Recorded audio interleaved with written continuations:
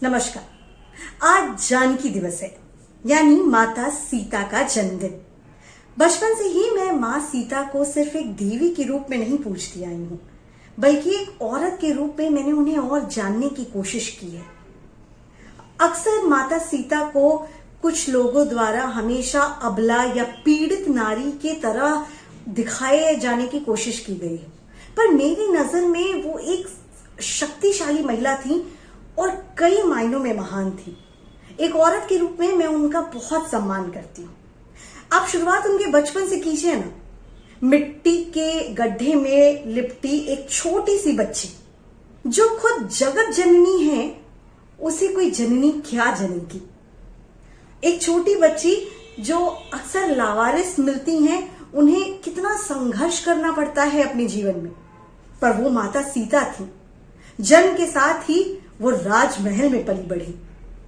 और एक छोटी बच्ची जो खेलते वक्त अपने पिता के घर में रखा शिव जी का धनुष बाएं हाथ से उठा सकती है, उस बच्ची की ताकत का आप अंदाजा लगाइए कि उनके पिता को स्वयंवर रखना पड़ता है इस शर्त के साथ कि उस धनुष पे जो प्रत्यंचा चढ़ाएगा वो सीता का पति होगा।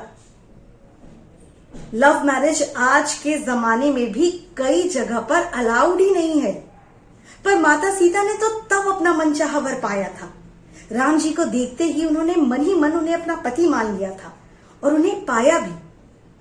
पत्नी व्रता धर्म ऐसा निभाया कि एक राजकुमारी होने के बावजूद, एक राजा की बहू होने के बावजूद और एक राजा की पत्नी होने के बावजूद जब पति ने फैसला किया कि 14 साल वनवास में बिताना है, तो उन्होंने कोई शिकायत नहीं की।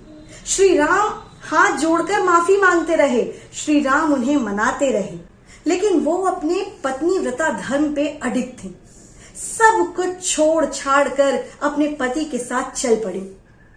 और आप उनकी ताकत का अंदाजा एक बार फिर लगाइए कि जब एक तिनके के सहारे से उन्होंने रावण को डरा दिया था। ये किस्सा भी बहुत दिलचस्प है। दरअसल एक बार क्या हुआ, शादी के बाद जब सीता माता अयोध्या आई तो उन्होंने खीर बनाई। सबके सामने उन्होंने खीर परोसी और उन्होंने ये देखा कि दशरथ जी की खीर में घास का तिनका पड़ गया है।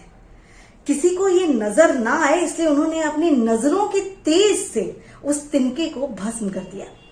दशरथ जी ये देख रहे थे।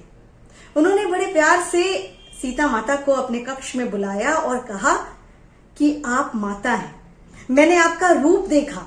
और उन्होंने कहा कि इस नजरों से कभी अपने दुश्मन को मत देखना, वो साक्षात जलकर राख हो जाएगा।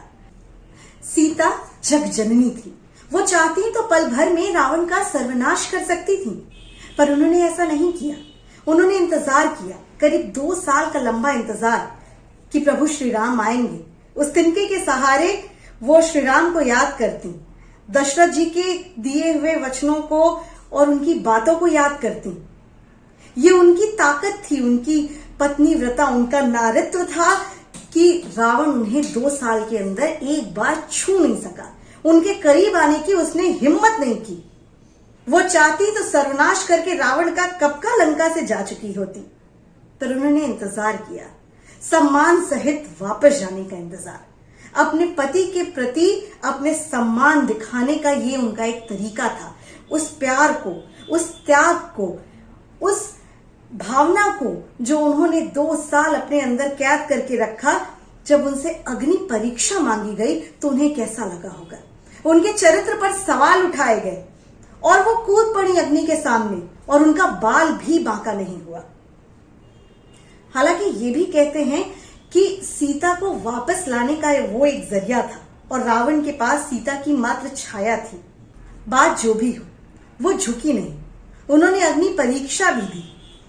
और उसके बाद भी जब एक गर्भवती नारी को उसके पति ने समाज के लिए ठुकरा दिया, वो अपने स्वाभिमान के साथ खड़ी रही। उन्होंने मायके जाने का रास्ता नहीं चुना, उन्होंने खुद को सिंगल मदर के रूप में साबित किया। शायद वो इतिहास की पहली सिंगल मदर थी। वो जंगलों में रही, आश्रम में रही, उन्होंने हर वो काम किया जो एक रानी, एक राजकुमारी से उम्मीद नहीं की जा सकती, श्री राम की पत्नी से उम्मीद नहीं की जा सकती, तब जब श्री राम अयोध्या के राजा हों। वो ऐसे स्वाभिमान वाली नारी थी कि इतनी तकलीफ के बाद भी जब उन्होंने अपने बच्चों को बड़ा किया तो वो संस्कार दिए कि जब बच्चे अपने पिता के सामने जाए तो शिकायत ना करें।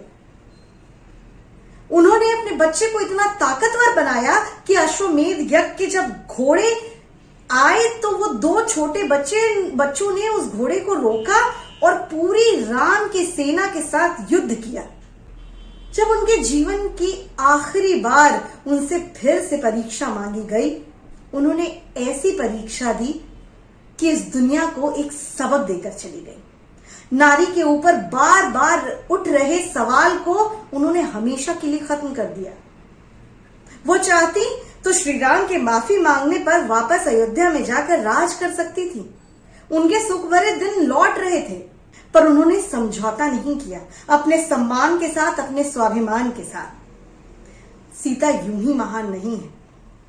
सीता एक बेटी के रूप में, एक बहू के रूप में, एक पत्नी के रूप में और एक मां के रूप में हमारे लिए आदर्श थी, आदर्श हैं। और सबसे ऊपर एक नारी के रूप में उन्होंने एक ऐसा उदाहरण पेश किया है जो हम पीढ़ियां दर पीढ़ियां उनसे सबक लेते रहेंगे और उन्हें हमेशा वही सम्मान देते रहेंगे।